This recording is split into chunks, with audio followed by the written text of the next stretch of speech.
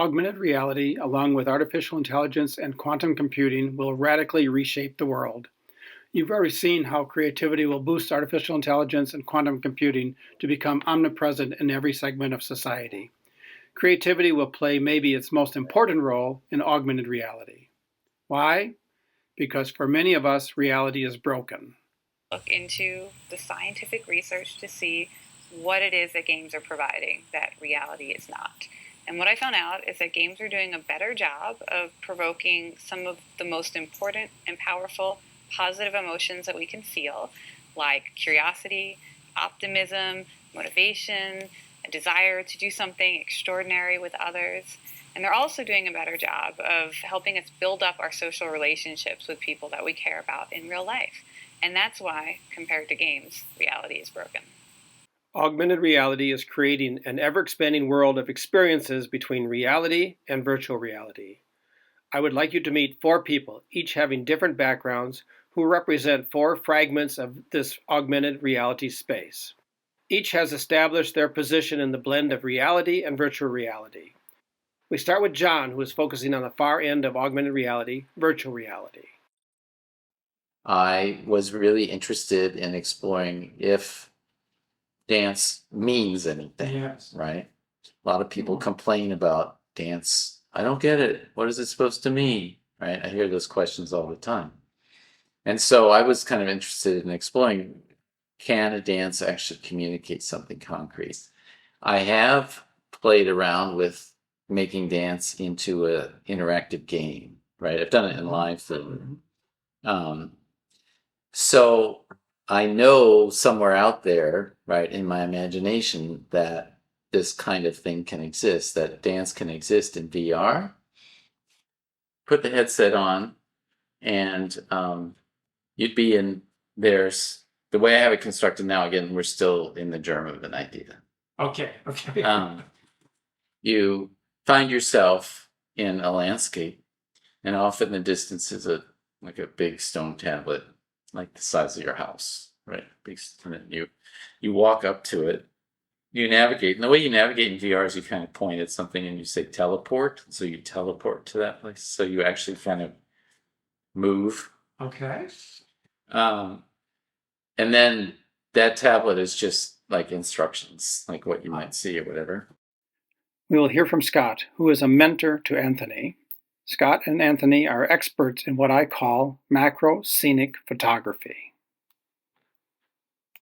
His name is Anthony Schmidt, and he is autistic, and he suffers from obsession. Obsession meaning that he really thinks about transportation, cars of all shapes, sizes, everything. He loves cars. He knows everything about every car made. And he's also very good in processing a lot of complex situations. But at the same time, if you ask him to make, like, let's say, a peanut butter sandwich, that can almost be mind-boggling to him. I've looked at his work many times in the last 2 years I've known him.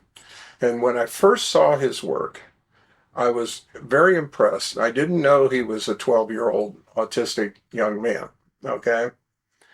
I only looked at the photo and I was like, this is really good. This shows somebody knew a whole lot about photography or how to interact to do a car photo. Now I'd like you to meet Josh, who lives in augmented reality. I'm visually impaired. My visual acuity is technically 20 over 800, which is like a severe visual impairment. I've been like this my entire life. I was born 3 months premature, and due to me being so small and stuff like that, and coming so early, that was basically the reason why the loss of vision occurred. I guess I've always been a creative person, just in general, even like when I was a kid. But For some reason, I guess this is how my weird brain works, but I'm a visual learner, even though that's completely ironic, you know. um, but uh, I just love like being creative and just kind of like letting like my mind wander and uh, just I don't know, making things happen. My main specialty in like the film industry is audio.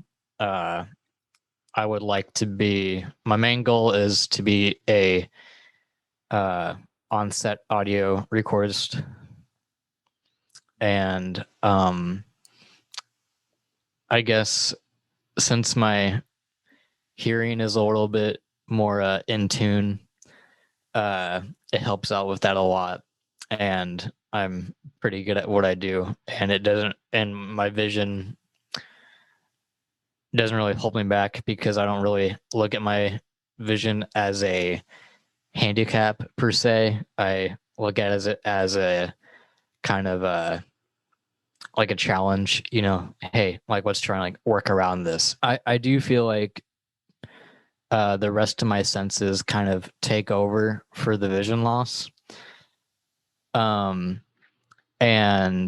I've noticed that I can pick up uh details and stuff like that other people probably won't pick up as quickly.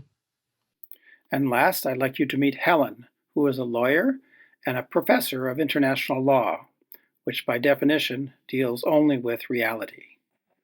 Well, whose reality? There's legal reality, which is called legal rationality, and that is based off the scientific deductive principle that gives you the rules of evidence, and that's what's supposed to guide legal outcomes.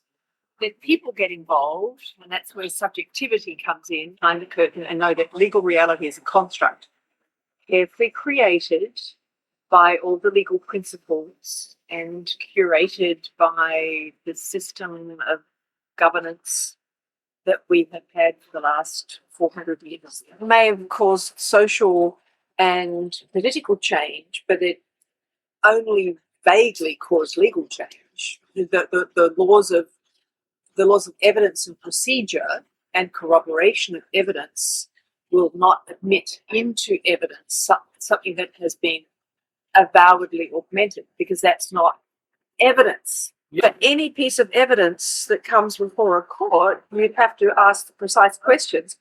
Which reality, whose reality, as gathered by whom, and viewed and assessed by what process? Augmented reality is an enhanced version of the real physical world that is achieved through the use of video, sound, or other sensory stimuli delivered via digital technology, namely computers and software. Now I leave you with some final thoughts. As an aside, a lot of criticism about technology has been that it gets you